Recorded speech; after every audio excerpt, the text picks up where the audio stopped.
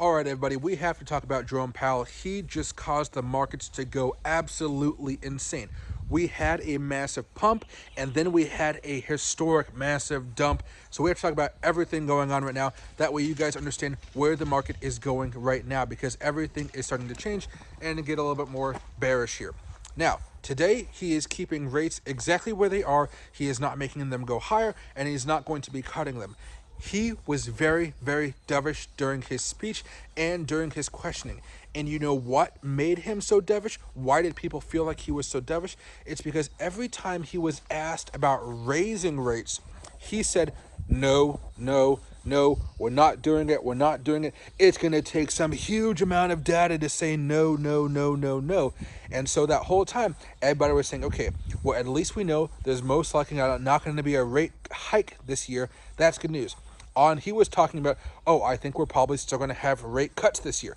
Remember, a large part of the market was not pricing in any. They were pricing in maybe one, probably more coming in 2025, but none really happening in 2024. The fact that Jerome Powell is so bullish on rate cuts is very, very good for the overall market. And because of that, we saw Bitcoin go crazy. We saw altcoins go crazy. The stock market, the NASDAQ, the SPY, all going crazy. So what happens now, though? Towards the tail end of his speech, everybody was like, okay, let's see what happens now. This is some pretty good news. However, the caveat to all this is after his presentation was over, he was done answering questions, the dollar index started to spike, the Japanese yen started to go back down, and that led to a shit ton of chaos. We saw the dollar index continue to break out, go higher, which has been a massive drag on the market right now. If you guys don't know, the Japanese yen has just been in a very historic, pitiful place.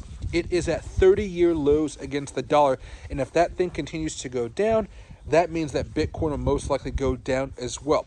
Japan has the third largest economy, so if you start to see that economy go down, it's not going to be good. A stronger dollar is not good for Bitcoin. We want a weaker dollar. So that's one big piece of news right there.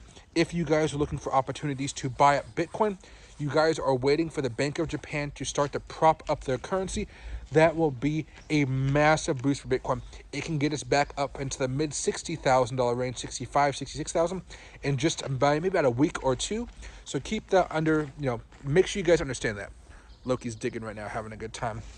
On the other side of this, everybody, because of that, we saw Bitcoin and altcoins and the stock market, all of the $1,000 plus gains that they had, it all got erased within maybe a half an hour.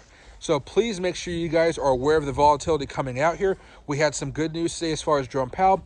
He says we're not going to have any rate hikes, so that means we should have no massive shocks to the overall system, massive shocks to the overall cryptocurrency market. Sure, crypto can come down, but it's going to be something more of an organized state and not going into complete free fall like many people might be thinking.